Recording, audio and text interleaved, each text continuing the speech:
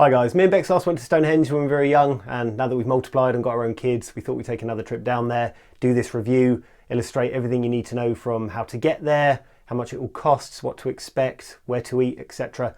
For those of you that don't know us, we're Planes, Trains and Buggies, and we're a little obsessed about travel, and we regularly upload reviews and guides of our travels to this channel. So as ever, feel free to subscribe so you don't miss any future uploads. And if you've ever wondered what that little thumbs up button is at the very bottom of this screen, give it a go, hit it.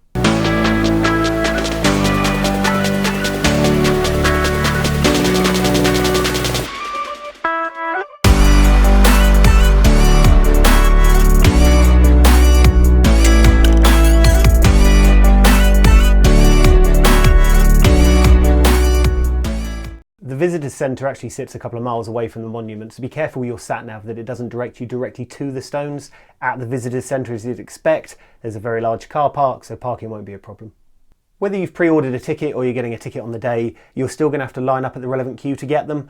We're going to talk about costs a little later, but when we went, we got there pretty much as it opened. It was during a school holiday, and it still took us about 20 minutes to get our pre-ordered ticket. When we were leaving a couple of hours later, the queues looked pretty horrendous, so we would recommend, if you are going during a school holiday, get there early and avoid the queues.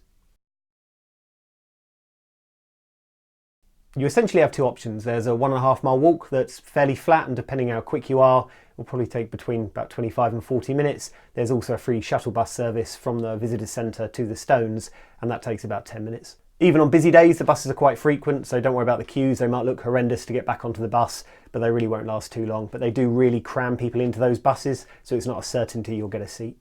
Whether you walk or get the bus, you're going to end up at the same spot. And without stopping, you could probably walk all the way around the stones in about 20 minutes. But let's be honest, you're going to want to take that selfie shot, or 2, or 3, so it might take a little longer. Those of you like us that have to lug around a 3-ton double buggy around with you, don't worry too much. The walkways are all meshed, so even on a boggy day, I suspect it wouldn't be too tricky to get around.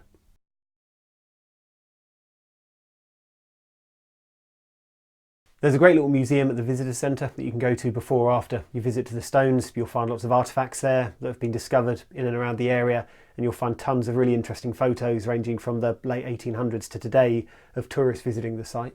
There's a replica Neolithic village just outside the museum that's quite interesting. Kids really enjoyed exploring that, and together with the museum, the two won't take much more than 20 minutes to explore. As you'd expect, there's a cafe at the visitors centre that serves hot food and snacks, expected to be heaving on busy days. But there's so many beautiful pubs and restaurants in Wiltshire that we recommend planning your day ahead, so you don't necessarily have to eat something substantial at the stones other than maybe a coffee and a cake.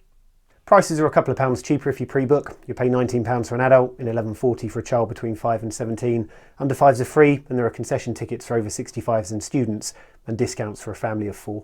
So it's not a cheap attraction given you're only going to spend a couple of hours there, but it's worth remembering that Stonehenge is pretty much one of the biggest tourist attractions in the UK. Well over 1 million people visit there every year, and the stones themselves are as old as the pyramids of Egypt, so well worth every penny to go and see them, but beat the crowds by getting there early. Hope you found that vlog useful. As I said at the very start, we regularly post reviews and guides on our trips both inside and outside of the UK, so feel free to go and watch those as well. You'll always get a shameless plea from me at the very end to go and hit that like button, subscribe, leave a comment. Even if it's something negative like I've got an annoying voice, it's still telling the YouTube algorithm that you're interacting with my video, which is great, but naturally I'd prefer it if you left something positive. Over to you.